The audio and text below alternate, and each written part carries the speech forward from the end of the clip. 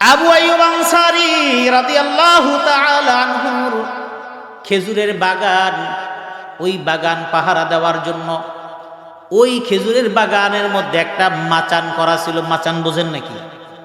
আখক্ষেতের মাঝখানে এমন করে থাকার একটা ঘর। আপনাদের দিকে আখক্ষেত নেই? আছে?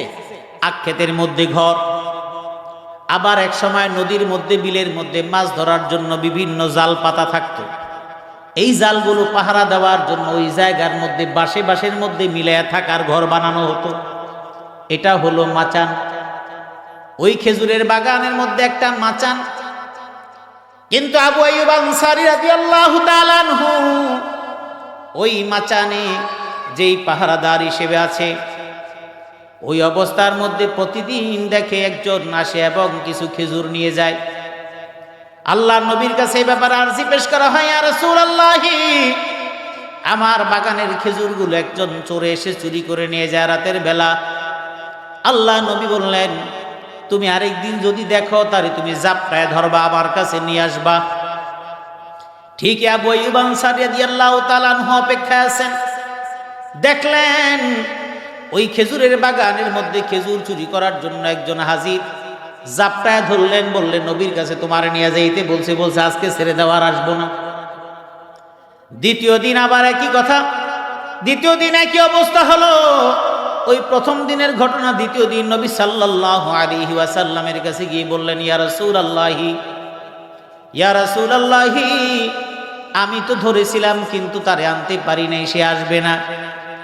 আল্লাহ নবী বললেন, আগামীকাল চেষ্টা করো। এমন করে 2 দিন 3 দিন পার হয়ে গেল, নিতে পারলো না। তৃতীয় দিন যখন ঝাপটায় ধরলো, এবার ওই শয়তান বলে দিল, শোনো তোমাকে একটা কথা বলি। বলে, কি কথা? বলে, তুমি যদি রাতের বেলা আয়াতুল কুরসি পাঠ করো তাহলে তোমার সব দুষ্ট জিন থেকে তোমাকে আল্লাহ হেফাজত করবেন। তোমার মাল সামানাগুলো যদি আয়াতুল কুরসি পাঠ করে আল্লাহর জিম্মায় দিয়ে তুমি ঘুমিয়ে থাকো, তোমার মাল সামানাগুলো আল্লাহ হেফাজত করবেন।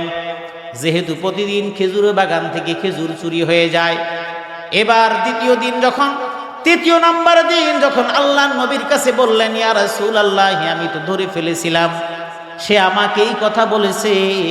এবার নবী বললেন, ও যা বলছে সাদাকাকা ওয়া হুয়া কাযুব। হাদিসের শেষ ভাষ্য হচ্ছে, ওই যে যা বলছে এটা হলো সত্য কথা বলছে, কিন্তু সে হলো মিথ্যাবাদী, সে ছিল শয়তান। তার মানে শয়তান তারে বলছে তুমি আয়াতুল কুরসি পাঠ করলে তোমার সবকিছু হেফাজতে রাখবে। এই কথা নবীর কাছে যখন বলছে, নবী সাল্লাল্লাহু আলাইহি ওয়াসাল্লাম বলছেন, সাদাকাকা ওয়া হুয়া কাযুব, তোমার কাছে সে যা বলছে সত্য বলছে, কিন্তু সে কিন্তু একটা মিথ্যাবাদী, সে হলো শয়তান। শয়তান কিন্তু সত্য কথা বলে গেছে।